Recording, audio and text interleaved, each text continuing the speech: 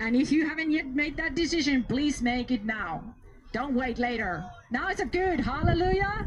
Do you want to pray and give your life to Jesus? Yeah, let's pray. Jesus Christ, hallelujah. I want to give my life to you right now. You are my Lord and Savior. I want to follow you. Hallelujah. Anything in your heart, it doesn't have to be my words. God hears you and your heart. God bless you, young people. You're awesome. God loves you so much. You're here for a reason. And you have meaning. You have meaning. You are so loved by God, by the way. Every single person, God created you as the image of God. You have purpose. You have meaning. You're not an accident. You are a gift from God. You're a gift from God, and we love you because Jesus loves you, and He's loving you through us. And we are here because we love you. We want every single one of you to have a relationship with Jesus Christ. Have a relationship with Him. Come to Him today. Don't delay it. Don't think I'm gonna do it tomorrow. No, do it today because you can do it right now. It's a wonderful, wonderful thing to know the Holy God, the Holy Spirit living in us and giving us this strength to speak to you and loving you this day. It's a beautiful day today to give your life to Jesus. Jesus will come very soon back, and then it will be too late when He returns. You need to believe before He comes back, because faith is something that you believe and hope for without seeing it. You don't necessarily seek Jesus. You don't necessarily see Him by your eyes. Many Christians have not seen Him by His eyes. Even I haven't seen Jesus myself, but I still believe Him because I know He answers my prayers. He hears my cry for help.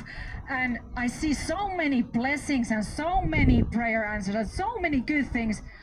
You know, I'm not saying that life is easy as a Christian. This world is ridden with evil and hardship, but He gives me hope for the future. He gives hope for what is coming, no matter what happens in my life. Amen. Even if I would get sick, no matter what, He's with me and He's gonna help me, and He wants to help you in those difficult moments in your life. And it's so comforting when you know that there's someone who hears you when you're crying for help. Hallelujah. Yes. So many of you are suffering. So many people are having pains and aches and heartaches and depression. Even I was suffering 20 years of my life of depression, and Jesus healed me. The world and the doctors are saying you cannot be healed from it, but yes, you can. Yes, you can through Jesus Christ. He can heal you from anything, cancers, whatever, you broken feet or whatever, back broken, or even if you're quadriplegic, what is it called? You cannot even walk or whatever. God can heal that. God makes miracles today. And if you want prayer, you're welcome to come here. We'll pray for you. God can heal you even today. If you have faith, come here. We'll pray for you, for your healing, or you to receive Jesus Christ. But do it today. Don't delay anymore. Church is right here, not in these buildings. Jesus is here speaking to you, loving on you, wanting to save you. Hallelujah. Bless all of you. We're going to have other people speaking to you also, but I hope you come to Jesus today. Amen. Amen.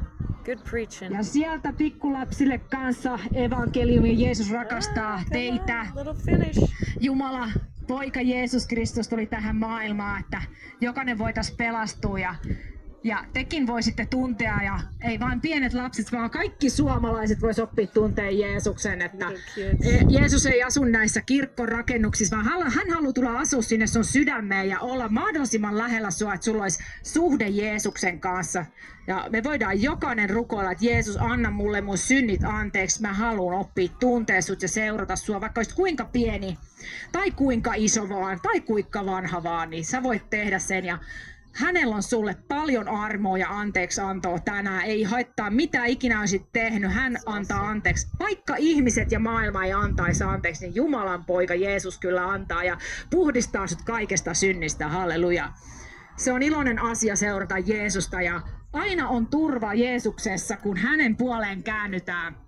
hän on meidän tuskissa ja meidän kivuissa tässä maailmassa ja kaikessa, mitä meille tapahtuu, vaikka menisi huonostikin, niin aina on joku, jonka puoleen tosissaan kääntyä. Käänny sinäkin Jeesuksen puoleen, että voisit tuntea hänet henkilökohtaisesti ennen kuin hän tulee takaisin. Ja Jeesus tulee takaisin tänne, koska hän on ylös noussut, Messias, Kristus, joka tulee takaisin tänne. Kuningasten kuningas ja herrojen herra, halleluja. Ja häneltä voi saada ilon ja rauhan sydämeen. Monella teistä ei ole iloa eikä rauhaa sydämessä. On masennusta, on tuskaa, kipua, niin kuin mä tässä olen maininnut, puhuinkin tuossa englanniksikin. Niin Jumalan poika Jeesus Kristus voi antaa ja auttaa sua ja johdattaa ja antaa sulle kaiken ilon ja turvan tässä maailmassa, mitä ihmiset eikä mikään mammona eikä mikään muukaan voi antaa. Joten tule Jeesuksen tykö, pyydä syntis häneltä anteeksi ihan omin sanoin. Se on henkilökohtainen valinta lähteä seuraamaan Jeesusta. Ja toivottavasti sä oot tänään se, joka teet sen päätöksen. Älä odota huomista päivää, koska huomista päivää ei ole kenellekään luvattu. Me voidaan kuolla tänään, me voidaan saada sydämen pysähdys tai voidaan jäädä auton alle tai mitään vaan. Mutta jos sä sanot, Jeesus, anna mulle synnit anteeksi, mä haluan tuntea sut, niin hän kuulee sun sydämen. Millä kohdalla sun sydän on? Hän lukee sun sydäntä, että onko sä tosissas? Älä leiki Jumalan kanssa, vaan oot tosissas, niin hän kyllä varmasti vastaa. Ja vaikka sä et, kun tuossa mä äskenkin sanoin englanniksi, että jos sulla ei ole uskoa, niin sä voit pyytää uskoa. Ja mä rukoilinkin tuossa englanniksi teidän puolesta, että sä saisit lisää uskoa, jos sulta se puuttuu. Niin Herra, antakoon sinulle lisää uskoa tänä päivänä, että sä voisit uskoa häneen vielä ennen kuin hän tulee takas. Tai ennen kuin sun elämässä päättyy, niin saat tehdä valinnan Kristuksen puoleen, halleluja. Jumalan siunaus teille jokaiselle ja nautitaan tästä kaunista päivästä, joka Jumala on antanut. Ja muistetaan kiittää Jumalaa kaikesta hyvästä, koska hän näkee meidän kiitosmielen. Meillä on kaunis auringonpaiste, meillä on puhdasta vettä, meillä on vielä ruokaa pöydässä. Kiitos Jeesus siitä kaikki. Suurin osa ihmistä ei tajua kiittää häntä, mutta me kiitetään häntä.